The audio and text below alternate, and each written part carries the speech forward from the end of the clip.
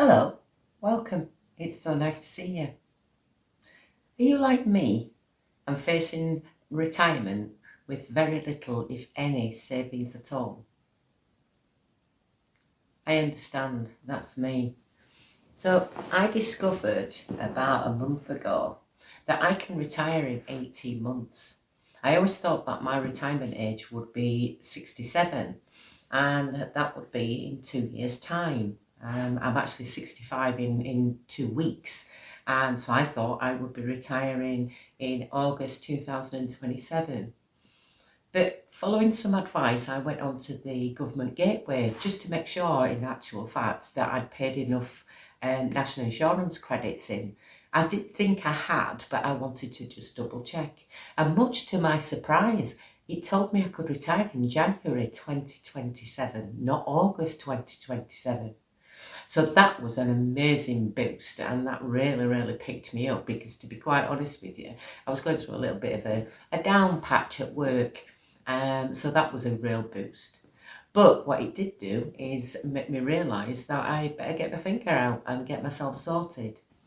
I have luckily just managed to pay off my mortgage. I was on an interest only mortgage. My partner and I in the past took some mortgage advice and was told to put the mortgage to an interest only mortgage because the interest rates were just so ridiculously low at the time.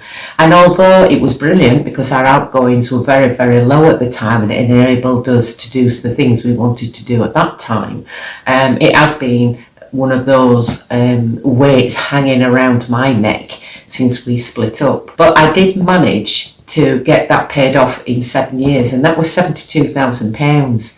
So that worked out as an average of £10,000 a year. And there was a lot of battening down the hatches, as one might say, to actually enable me to do that. And if you'd like me to talk about that, I will do a video about it in the future. Let me know if you're interested, and as I say, I will do a video about that. So a few of the basic things that I've done to enable that, though, was to live quite frugally. And things like cutting down on heating bills and my energy bills was quite a big one, because often you'd have heating on in rooms that you're not using, or have the heating coming on an hour before I got home from work, warming the house up. And then on the nights that I was going to the gym, because I do go to the gym several nights a week straight from work, the house was being warmed up for a couple of hours and nobody was actually here. By the time I was getting home, the heating, in fact, had gone off. So that was pointless, absolutely pointless. And the other thing is filling a bath or having a shower and having to have cold water to cool down the water that you've paid to heat up. So I just turned the thermostat down. So I turned the thermostat down on the water heater, and I also turned the thermostat down on the radiators, and even turning them down, right down to just like the frost care setting on rooms that I don't use, like the spare bedroom and the office room that I only use 1 or 2 days a week when I'm working from home. What was the point, again, of heating these rooms? Now you might think, you're living in a cold house though, what's the point in that? But it's not cold house. I wasn't cold. I love fluffy pyjamas and fluffy dressing gowns, so I have those on in the winter anyway. And often I'd end up taking the dressing gown off because I was too warm. So all I did is turn the heating down, but keep my dressing gown on, and I stayed warm. And I've got blankets and throws. In fact, one of them's still here. It's still here on the back of the sofa. And it's there more for, I suppose, as a decoration more than anything else throughout the summer. But in the winter, that goes over my legs and that keeps me nice and warm. Now, one of the other things that I have done is I started to grow some of my own fruit and veg. Now, I eat relatively healthy. As I say, I go to the gym, but I do like to try and look after myself if I can. So I go to the gym and I eat reasonably clean, and I don't particularly like fried foods, convenience foods, but I do like to eat fresh food and fresh fruit and vegetables. So I tend to buy those in bulk if and when I can. And chicken, I eat a lot of chicken, so again I buy that in bulk. And I batch cook. I just batch cook and then freeze it. Makes life so much easier. One, the easier because I'm at work and I don't particularly want to be getting home later at night and having to start cooking food. And the benefit of that is I save money. I save money on my grocery bills, and I save money on the cost of cooking, that on the energy bills in the cost of cooking. So it's a win-win situation. Another thing I do is I actually take my own pack up to work for my lunch. I often get ribbed about that. I don't know why it suddenly is such an issue, because when I was young, in fact, I've always done it. I've always taken my own lunch to work and my own snacks, but no longer, it's not fashionable apparently anymore. Nobody can be bothered. Everybody's too busy. Everybody's too tired to get up 5 minutes early to make a sandwich and pack up a few snacks and a packet of crisps or whatever they might want. And instead, some of my colleagues spend about £15 a day in coffees and on the lunch and snacks. Now imagine how quickly £15 a day. If you're working 5 days a week, you imagine that's £75 a week that you're just spending for your lunch and your snacks. That can soon mount up, and that's £75, £300 a month I save by not doing that. I might spend £50 a month on the produce to make my sandwiches and my snacks. So that's a massive saving for me. You imagine if somebody turned around and said to you, oh, do you fancy £250 a month? You'd rip their hand off. I certainly would. £250 a month. That's a holiday. That is a holiday to me. That's how I look at it. Me making my own lunch is a holiday. It pays for me to go on holiday at least once a year. Some people go to extremes of, like I am at a gym membership, and some of my friends at the gym, they actually get showered at the gym, but I've got too much hair to get showered at the gym. It'd take me forever with the gym showers to wash my hair, and then I'd have to stand there for half an hour, 3/4 of an hour drying it. I'd rather do that at home. I'd much rather come home and do that. And plus, it's nice when you come home, you jump in the bath, have a nice soak, get yourself all cosy, and then go to bed. It saves all the heating. Sorry to keep harping, but it does. You're nice and warm now. Your body's nice and warm, and you just jump straight into bed. Now, one of the ways I do save, as I said, is to bulk buy. But another way is I actually grow some of my own fruit and vegetables. Now, don't get me wrong, I don't have a big garden. It's only quite a small back garden that I've got, and I don't have an allotment. But what I do have is tubs and troughs and grow bags. And in these tubs and troughs and grow bags, I grow tomatoes, cucumbers, courgettes, a few strawberries, lettuce, grown potatoes, I've grown peas, I've grown peppers. Okay, it's not a farmer's market, but the few bits and pieces that I've grown. I have had an attempt at growing broccoli, but I think the local wildlife preferred it, and so they ate a lot of it. And I'm sure over time, and hopefully when I retire, I will certainly be growing even more when I've got more time to dedicate to it. But at the moment, it's just a few pounds on compost, a few pounds on seeds, and just a bit of love and care. And I have got so much produce. I'm going to take you outside and I'm going to show you the cucumbers, strawberries and the tomatoes I've got. And you wait until you see how many tomatoes I have got. I will not be buying tomatoes for the whole of this summer, let me tell you. And tomatoes are quite expensive. A small punnet, it's £2 something. Here we go. I'm just going to show you all my tomatoes.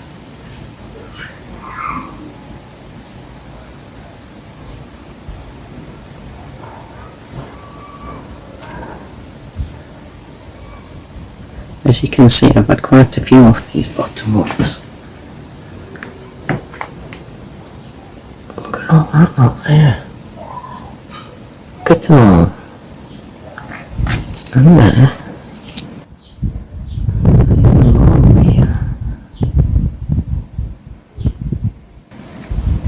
That's just two. Got another two plants here.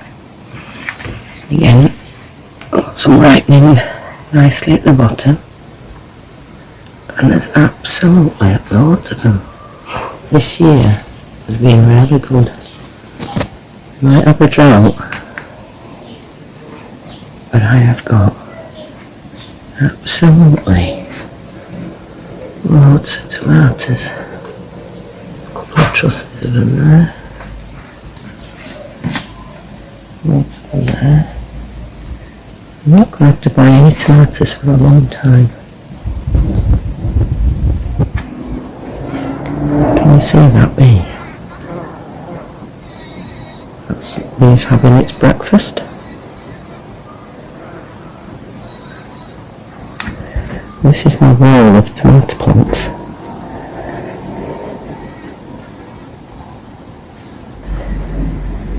The other thing I grow is cucumbers. And that's quite a small plant.